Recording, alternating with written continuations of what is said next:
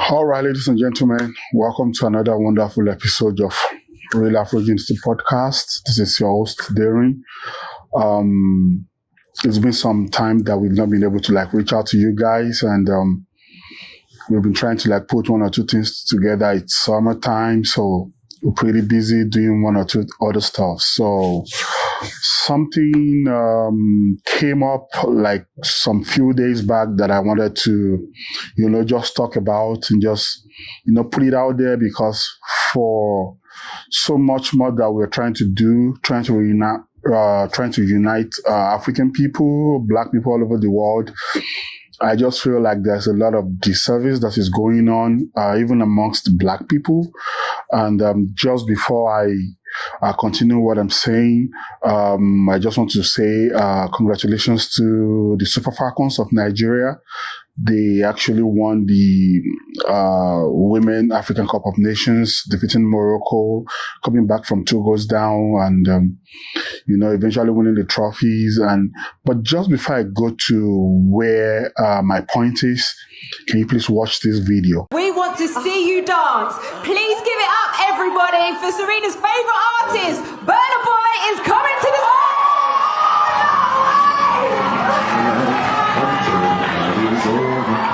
I wanna hold you so tight, so tight.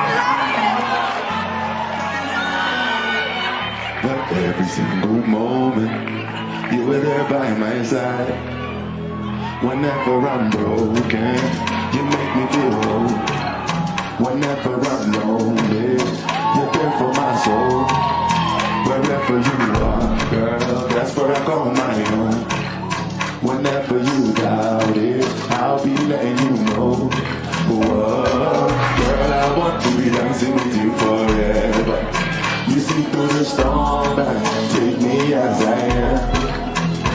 All right, now in this video, this is the Lionesses of, I think, England winning the European version of their own women competition.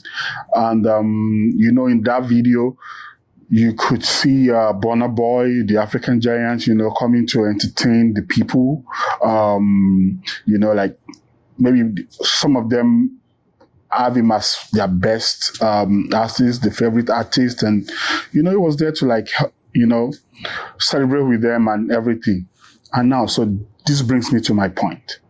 And just before I go to my point, I want you to see this picture that is here. All right.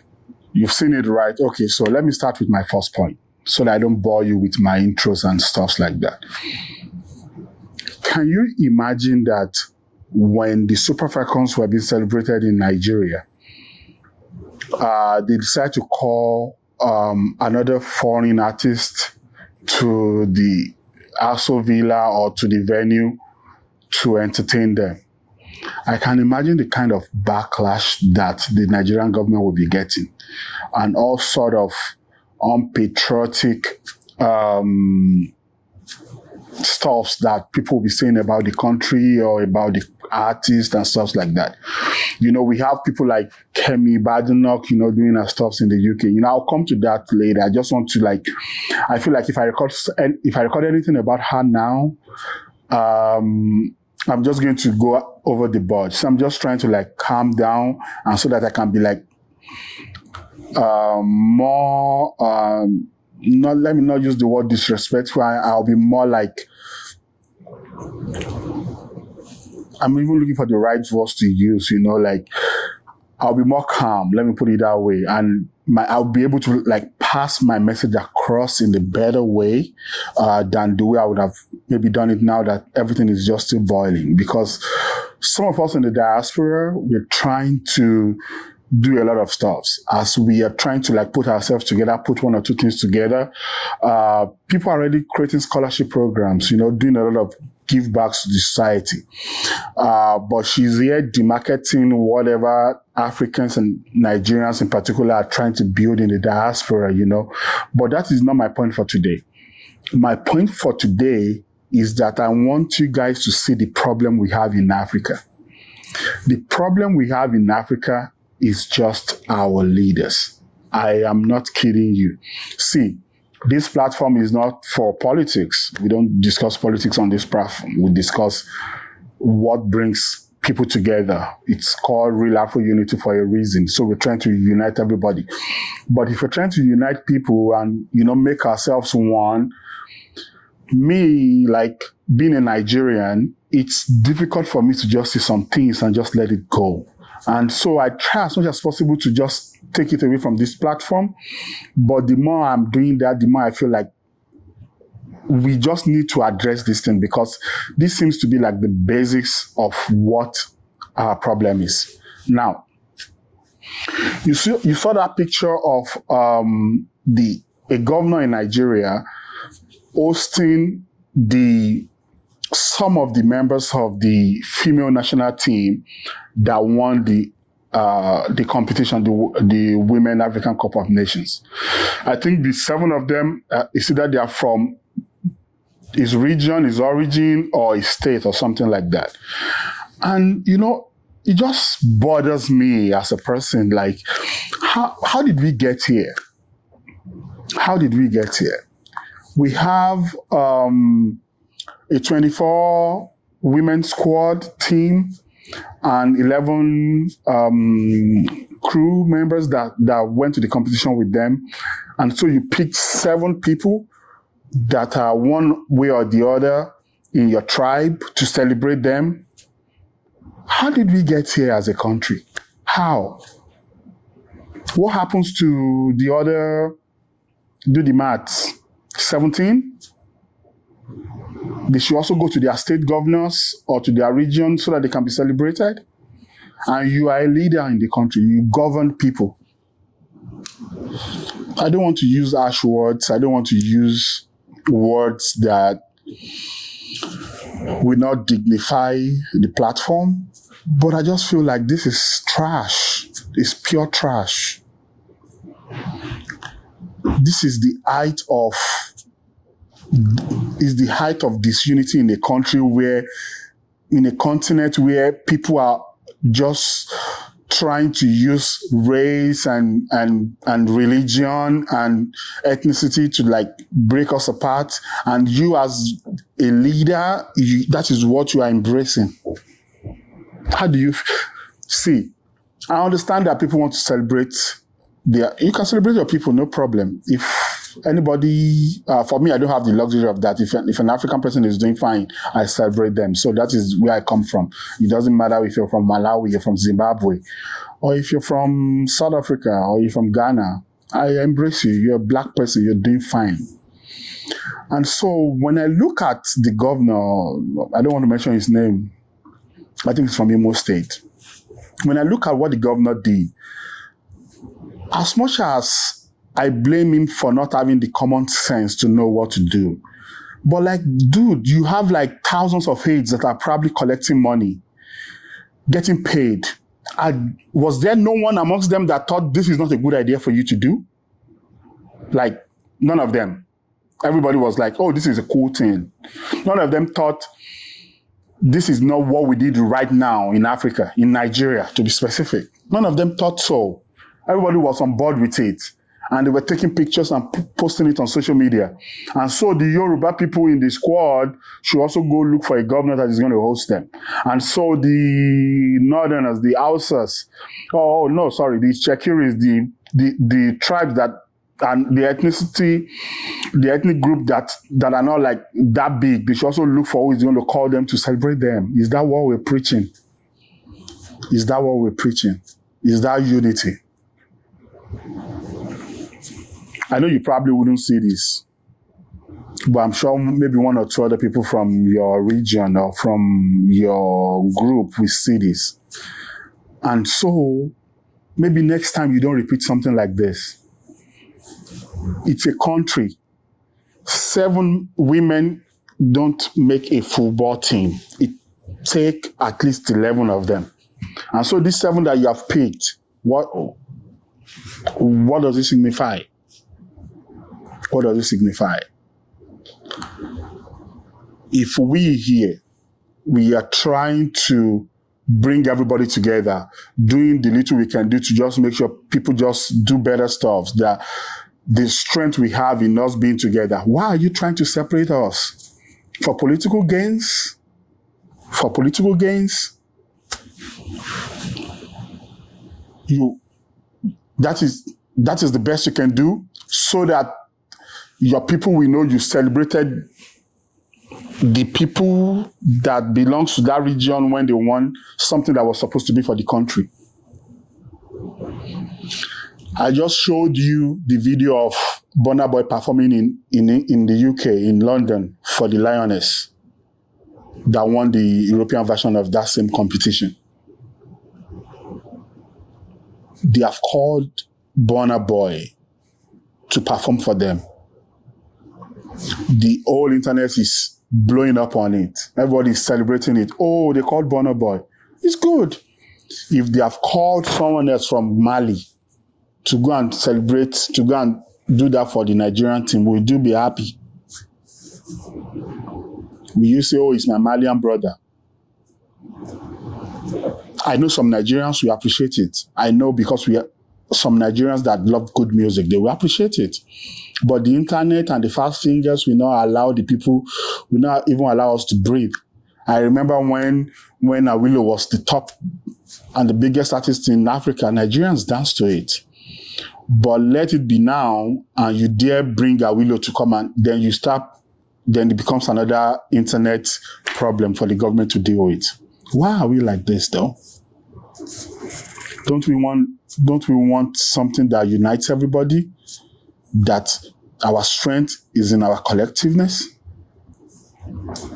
That when we come together, we are able to achieve greater things than when we are apart.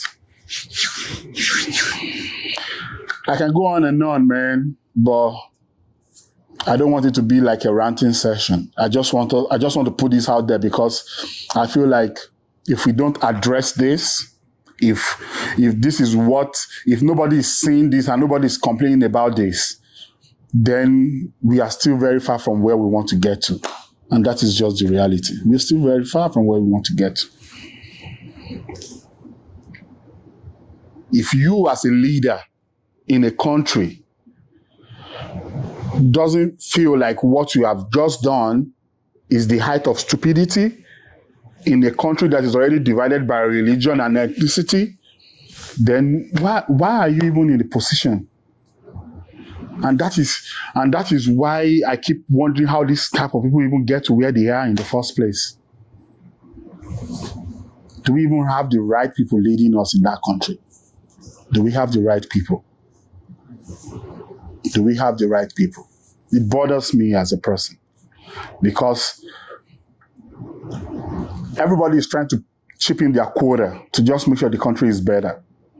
Some leaders are busy demarketing the country is okay and the continent. Go ahead, you reap it.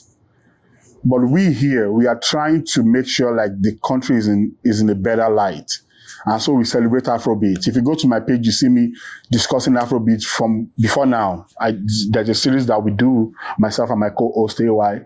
Shout out to you, AYOG. We do like a session where we just talk about Afrobeat songs that were popping just before now, how they sounded like, the story behind them. You can go to our YouTube channel and see it. But right about now, I think we just need to start, putting ourselves in order. Not because of anything, but because there's a strength in us being together. I do believe there's strength in us being together. If I'm able to help you, if you're able to help me, if you're able to come together and achieve great stuffs, yeah, that is what we are rooting for. Not someone that calls himself a leader in Nigeria that decide all of a sudden that it's better for him to just host people that are from his own region in a country that we are already complaining about the division that we have in our midst. Imo State Governor, I believe you can do better. And shame on all your aides that allowed you to do this. You see that they are brain dead, or they don't care. If they are brain dead, I'll pardon them. It's okay. If they don't care, then it's a shame. It's a real shame. This is not what we stand for. This is not what anybody should stand for. celebrate everybody. 24 people went to the competition and brought it in the name of the country. Why remove some people to celebrate them? Why? What are you trying to gain? What are you trying to do?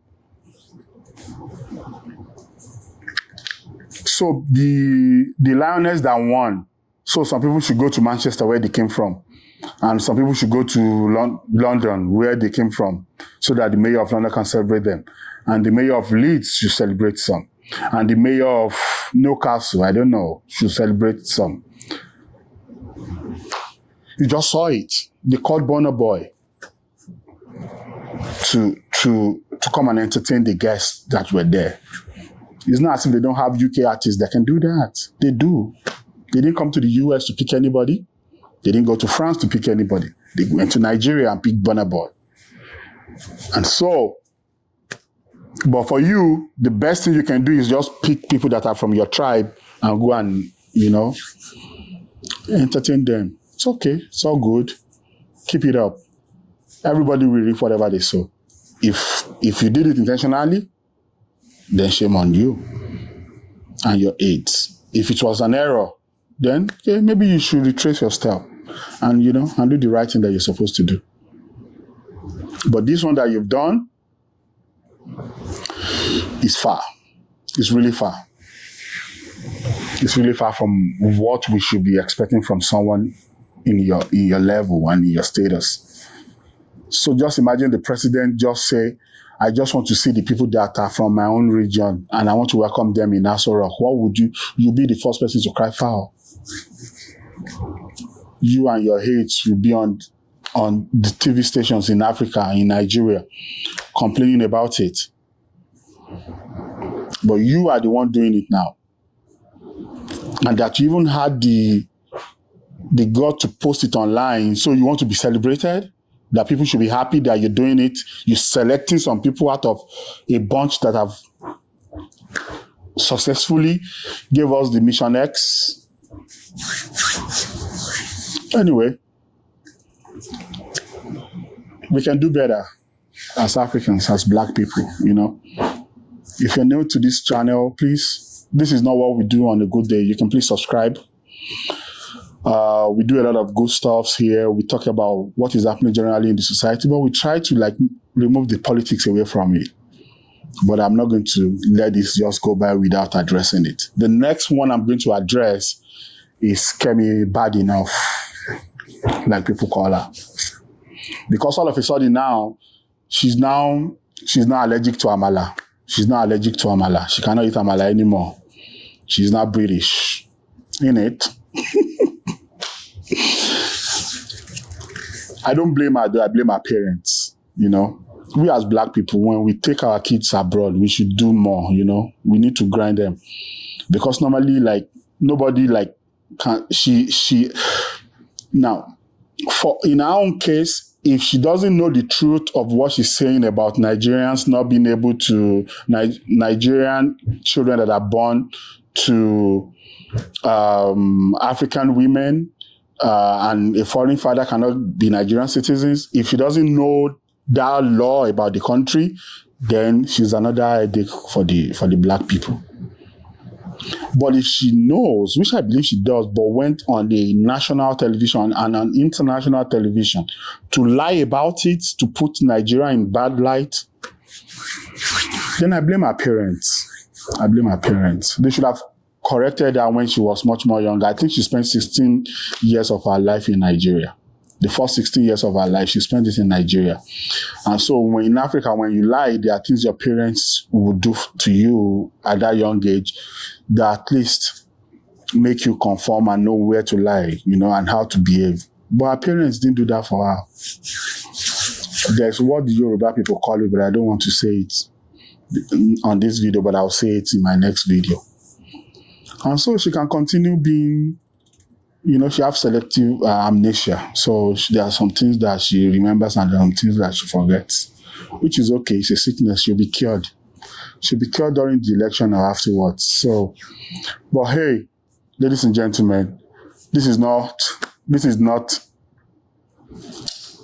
a cool state to be when you're trying to bring everybody together to do great stuff for the continent, for the people, for Black people all over the world. And we need allies. If you're white, if you're green, if you're purple, we don't care. You can come join us. But I think the problem we have as Black people is that we are not together. We are not united. And that bothers me. And that is what I want this platform to just address. And that is why we celebrate every Black achievement on this platform. And so, ladies and gentlemen, on that note, I'm out for today. But you know, Kemi, if you know her, I don't know her last name again. I don't want to call her husband's name because maybe that is what is making her feel like she's now, all of a sudden, she's now white. But we don't have anything against anybody here. Let us call her Nigerian, her father's name, because it's her father and her parents that have made sure that she's trying to be a disgrace to all Black people, not just Nigerians all over the world. But it's okay. And so, on that note, I call it a day and see you next time. Thank you very much.